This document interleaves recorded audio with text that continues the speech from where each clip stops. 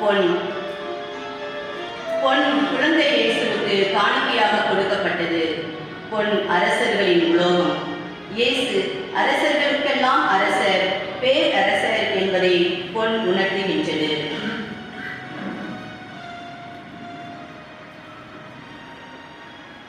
தூபம்.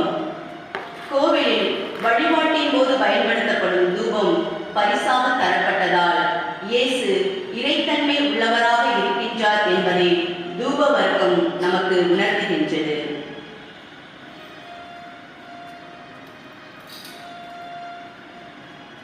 வெள்ளை கோலம். இது ஒரு நறுமண பொருள்.